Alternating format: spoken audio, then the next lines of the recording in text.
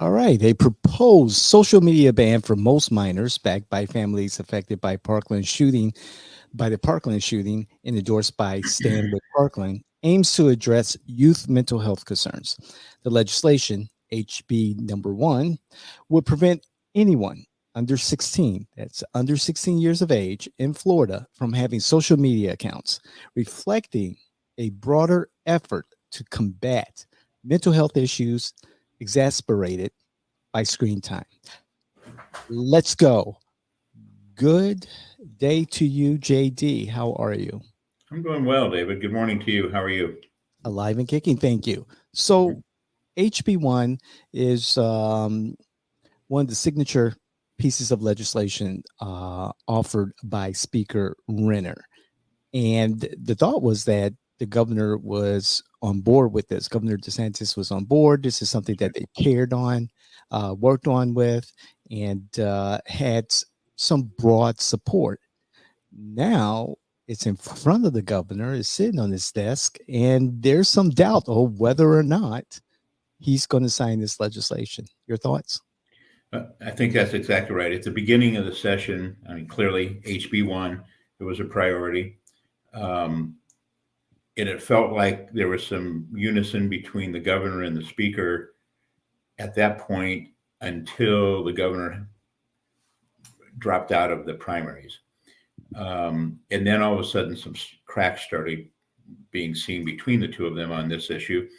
I've heard a couple of recordings and one time live with the governor speaking, saying he was really not sure he was going to support it. It actually sounded like it was pretty clear he wasn't going to support it. Correct. One of the items that I saw him speak on, he was citing potential legal costs. That clearly wasn't a concern to them last year because they passed tons of stuff that they're going to get sued on and thrown out of court and have to defend everything else. Things that just clearly were never going to make it through the court system, but they passed it just as a marketing item for their base. I think, it's just red meat for the base again, Right. even though they know it's never going to stand the test of the court system. Right. A lot of the legislation helps support Governor DeSantis's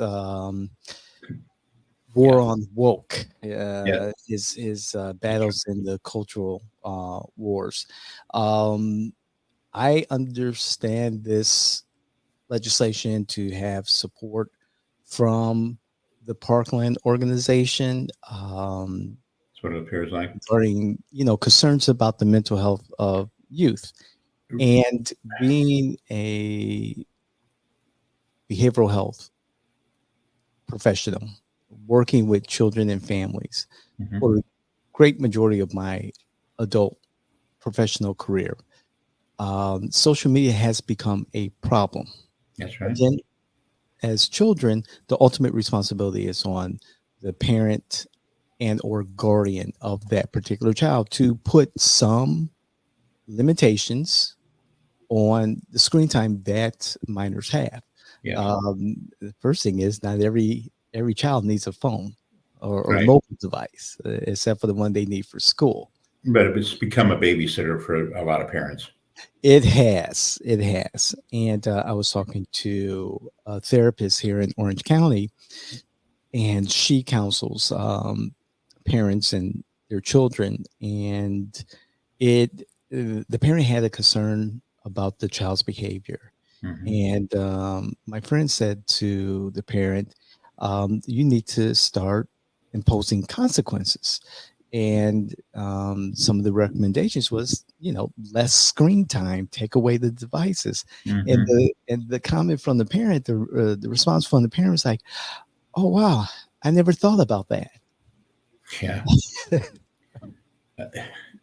Yeah. It feels like we have, in the last few generations, kind of gone further and further off the rails with being able to parent. I hate to say this is related to the closing of mental health institutions, but it certainly feels like that's a part of the problem. And we've got people that are parents that have their own set of mental health issues that they're not getting addressed. And then they have children. There's not a high chance of that having a good outcome. And then now some of those second generations are having children with parents and grandparents that are, I don't necessarily want to say mentally unstable, but aren't in the position that they need to be to raise small children. And we seem to be just getting just further and further out of bounds. This bill I looked up a little bit, did some research on. I wasn't 100% familiar with. When it first came out, beginning of session, I did skim through it real quick. I was adamantly against it. I think we spoke before. I've been a Republican my whole life. We're supposed to be the party of small government. Correct. There's nothing about this last 2 years in session in the state of Florida that's a party of small government. And we're supposed to be the party that entrusts parents to raise their children. Every other time they want something to fall back on, that's the position that they glam onto. Now, all of a sudden, with this, the parents are no longer qualified to regulate their children's behavior. And I just have a really hard time swallowing that. There's a whole bunch of this thing that I don't like. Now, I understand the intent, like you said. I get it, and I'm no expert on that. I've got grown children and grandchildren. I think there's some truth to the fact that social media is hurting these kids. But I'm not sold that this is a solution. Now, in the meantime, after I read it the first time, I spoke with, some of two of my daughters and some of the other friends that have children, and they actually had a position that surprised me. I expected them as parents to be like, oh, heck no, the government needs to stay out of that. But a couple of the people I spoke to, parents, actually kind of liked it. And the reasoning was they wanted the government to be the bad guy for them to lock their kid out of social media. So instead of them parenting their child, they didn't, and these weren't my two daughters, but other in that same generation, it felt like, whether it was true or not, they felt like they didn't have the standing with their own children to regulate their behavior. And so since they kind of seemed like they were incapable of it in their own eyes, they wanted the government to make a law so they could just use them as the bad guy. It's like, well, it's not me locking you out of Facebook. You're just not allowed to be there. That doesn't seem like a great reason, particularly to pass a law that regulates the other 90% of parents that are capable of raising their children and teaching them morals and behavior and things. And then you've got all the technicalities on this thing that I think make it really difficult to administer. And that's something that the last couple of years I've seen up here, that they'll grab onto a goal for something and just completely be oblivious to the fact that it's virtually unworkable when it gets on the field. And they'll just go back to their constituents like, oh, we passed a bill to regulate that. And they'll drop it down through some, state level organizations, which has two problems. They're not involved in the outcome of that. And, you've got unelected bureaucrats down in those levels generating rules and regulations. And then it gets tied up in the court system. This is way off subject for today, but it's like RCID, when the government went after Disney on that, and I, having lived in Osceola County since 1960, way before Disney, I do think that RCID did outlive its usefulness to some extent. But the reason the government went after them, the Reedy Creek, what's that? It was the Reedy. You're referring to the Reedy Creek. Yes. District. Okay. Yeah. Yes. So then they substitute the Central Florida Tourism District that has a board, at least from the 30,000 foot level, when you look at it, appears to be nothing but political gifts back to donors. And I'm not sure those people are able to run a 7-Eleven, and that's not a criticism on people that own and run 7-Elevens, but sure. RCID was an organization that, it regulates the roads, the water, the sewer, all the municipal type functions of Disney. That's a big job, and that really needs to be a board made up of probably almost entirely engineers of some sort, or I can see that. Sure. Highly technically, educated people for those. So, and I think Disney's going to end up winning on that. I could be way off. I could be wrong, but I think Disney's ultimately going to prevail on that lawsuit back there, and it's going to cause problems. and that's just another example of them doing things that just won't stand the test of the court system. On this here, this applies to residents. I think it ended up under 16. You've got a whole ton of visitors to the state and all these tourism functions. Well, just on everything around the state. It doesn't regulate them at all. You have age verification required, which seems to me to just be another opportunity for some. It's required that it's not a government agency doing the age verification. So it just sets up another opportunity from some organization to demand personal information from people that want to prove, you and I included, because we'd have to prove we're not 16, under 16. That's right. And now all of a sudden there's some databases, and there's language in it that says, oh, they have to destroy the information. But we all know once it goes through the internet, who knows what servers in what countries and where it goes through. There's no guarantee that information doesn't get out and misused. Exactly. And it's something that we've talked about so much, about the right to privacy.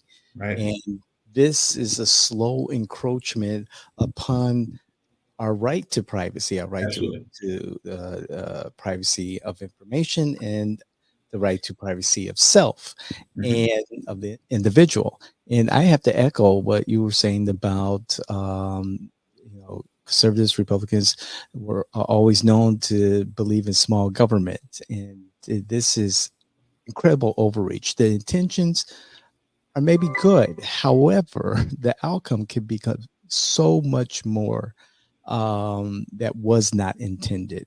And this is a slow march towards the erosion of individual rights, in my belief. And then again, this bill meeting constitutional muster, I don't think it will. And like you said earlier, and also off of camera, how many more times do the Florida legislature and the governor pass legislation?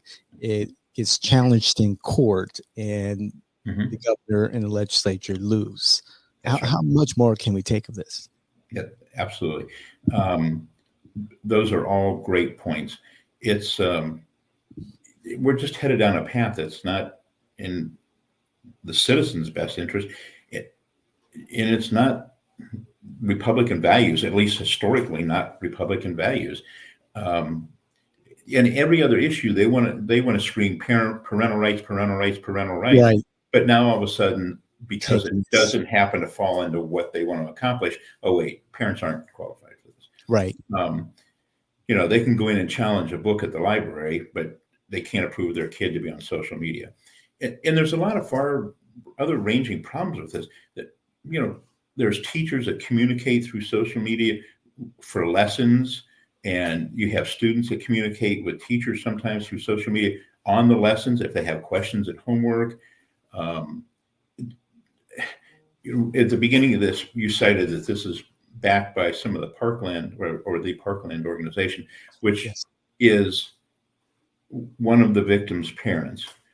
Correct. And I understand any of their needs to have to try to come to grips with this through any means possible. I get that. There's no criticism. But this bill and the backup to it makes it sound like the Parkland parents support this. I'm not sure that that's true. I don't know if they ever took a poll of the parents. It's just this one organization that happens to have that name and that link. Correct. Tony Montalto. Yes, correct. That's right. That's the name, as I remember. And ironically, a lot of what we know about Parkland, the Texas shooting, the recent one, is that kids have access to their phones and social media while these horrendous events are going on. And so if they're not on that social media, there's an opportunity that we wouldn't know some of the things we know. That's true. And I don't know what it would be in particular, but there's clearly something would not get through that is now getting blasted out in the social media during these events. And clearly something's going wrong with society. These shootings didn't happen when I was a kid. And not like this. Correct. None. Every kid had a pocket knife on him from the time he started school. Nobody cut anybody. Every truck in the student parking lot at St. Cloud High School had a gun rack in the back window, guns hanging in the gun rack, and had the windows down and the door unlocked. Nobody shot anybody. Um, hunting season, even up north where I went to school in northern Ohio, first day of hunting season, the kids would go out in the morning and go hunting. They would get on the bus with their gun in the gun case, come to school, put the gun in the locker for the day, and when they went home, get on the bus and go home. When you tell people stories like that nowadays, they think you're crazy and you're lying. Right. But that was society back then.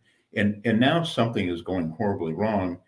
And social media could very well, I'm no expert on this, but this could very well be a big part of it. We need to figure that out because we can't keep going through situations where these innocent children are being victimized in these mass shootings. Right. And oddly enough, I think the statistics on who those mass shooters are, if you look, are probably not who a lot of people are, not the people that people think they are. And it's just, it's just nuts what's going on. Part of that, I think, and this probably won't ring true with a lot of people, but we've turned these schools since the Denver shootings out there, the original ones 20 some years ago, into gun-free zones. That's just screaming to the bad guy that they're an open target. And we've put more and more and more security to the point where these schools look like, a prison. They've got fences and wire on the fences and locked doors. When I was a kid, after school, we had an opportunity to go and use all the outdoor recreational areas at these schools, the elementary schools, middle schools, and high schools. You go get a pickup game of basketball or all kinds of things because they weren't fenced in. Now, those public assets are off limits to these kids. They're living in these neighborhoods. There's not parks close by where we would have went to school and played basketball.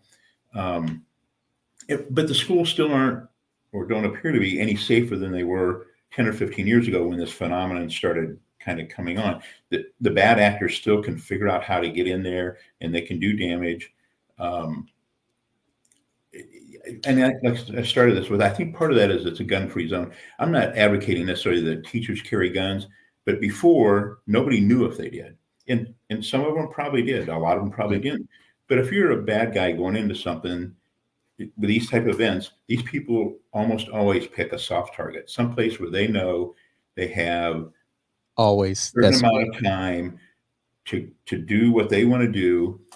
And no matter how well-meaning the law enforcement people are, although Parkland's a bad example of this, but normally, no matter how well-meaning the law enforcement people are, by the time they get to the scene, they assess what's going on, they get in and they stop what's going on, is still at the very best minutes that this person is in there creating death and destruction. And it only takes them a short time to do it. They could be on the scene and reacting properly in 10 minutes, but in 10 minutes time, somebody on this kind of a mission has done a lot of damage. Right. And JD, go ahead. No, that's right. I was going to say, in closing for me, this does not address the underlying causes of mental health or the issue of mental health in our youth, in our society in general. Again, being in this field for well over 20 years, 30 years, mental health, the access to mental health has been less of a priority in comparison to access to our physical health. And until we make it a priority in our health system, Band-Aid solutions like HB1 is what it is, a Band-Aid solution. And there's always going to be a workaround. There always is. Yeah. And there's going to be 16, 13, 12, 4-year-olds. I know 4-year-olds who have a device in their face constantly. Yeah. And we have to get back to, parents understanding their role in the upbringing of their children, and that the introduction of these devices and social media has to be monitored and has to be prioritized as an issue affecting our children. Yeah. Your final word? Now, the mental health thing, I'm not sure. I agree with you about 90% of that. But ironically, there weren't mental health counselors in schools when I was a kid, and we didn't have this problem. I think I'm sure there were kids that had problems, but I'm not even sure the school systems had a mental health counselor, let alone every school. Right. And No one's that had the name school counselor or maybe, school social worker. I mean, we were yeah, sent to this principal's office and she was the yeah, school social worker, yeah, yeah, it had a different outcome than Right. getting someone to talk to you and pat you on the head. Yes. We'd end up getting sent out into the hallway, and there'd be a coach somewhere close that got called down there with a paddle in his hand, and that was That's the right. That's right. yeah. I made the That's how mistake it one was. time. We were talking in study hall. My best friend and I, we got called out in the hallway. So he gets paddled first with one of our wrestling coaches, and he knocks Nelson about 10 foot forward when he hit him. And I start laughing. That was a true mistake in judgment because it was Yeah. like, Mr. Davis, you think that's funny? Step on up. And it's like, Hmm. yeah, that didn't seem quite as funny when he got done. But Yeah, anyway, times have definitely changed. yeah, they have. Yeah. So I don't know. We haven't really solved much with this other than just went round and round about a bunch of issues in it.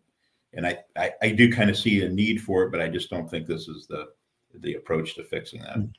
I believe the governor is going to not sign it for whatever political reason that's going on between him and Speaker Renner. Hmm. It is what it is. However, again, this is big government, uh, government as the caretaker, government as the babysitter, Hmm. intervening where they really shouldn't. There should be more emphasis on a public campaign letting parents know this is Yeah, your responsibility. that's right. I agree. And most of these people have a political agenda of their own, which muddies the water. Uh, the governor's is clearly visible at this point, or at least seems to be visible.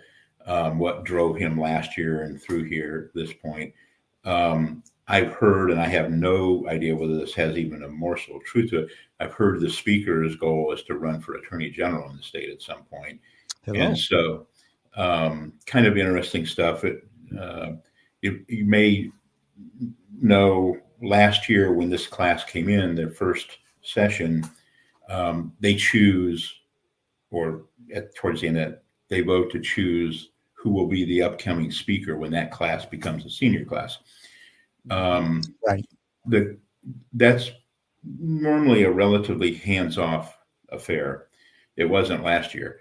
The speaker and the governor stepped in and forced that to a particular person whose Hmm. husband happens to be a Florida Supreme Court judge. Mm. Now, they're very nice people. We've been in their house for dinner. They're very, very, very nice people. Right. But it feels inappropriate to me when they're forcing this representative down the throat of everybody else there instead of letting the process unfold. And it's a messy process with people trying to jockey for position to be the future speaker. But they come in and said, A, it's going to be a woman, so that wiped out more than half of the choices, and they just forced this candidate down everybody's throat. And this comment is nothing personal towards her. They're great people, but then her husband's a Florida Supreme Court judge, and now all of a sudden I'm hearing that the speaker just happens to want to run, and this may not have any truth, for attorney general, and it just feels like, wow, this is just really convoluted. Wow. So Wow. I don't know what to say. I mean, it politics. business as usual in the capital, whether it's the state of Florida, any other state in this country, or Washington, That's true. unfortunately. And for our listeners and our viewers, this is some really good information that JD just shared with us, and we want to know what you think. What do you think about what JD just said, and what we were discussing about mental health here in America, the mental health of our children, social media, the importance and its intrusion into our lives. Please like, comment. Especially want to hear your comments. We'll love to hear what you have to say, Right? and let all your friends, family, those politicals, influencers, electeds that you know, if they're into politics or just what's happening here in our beautiful state of Florida, share this with them and share all of our properties with them. The Morning Constitution, of course, the David Washington Show, Countertop Politics, and the flagship podcast, You Can't Make This Shit Up. JD, I appreciate it. You're welcome. And if anyone has questions of something I've said, if they'll send you that question, no problem. I'll be happy to get it answered. If it's addressed to me, I'll be happy, and you and I'll get together and we'll send them back an answer to that. That's perfect. And we're going to have to get your socials and everything where people can reach you individually too. So we'll work on that and have that available for everybody. Sounds good. Excellent. Thank you, everyone. That's JD. I'm David Washington. This is You Can't Make This Shit Up. We'll see you the next time. See you, everyone.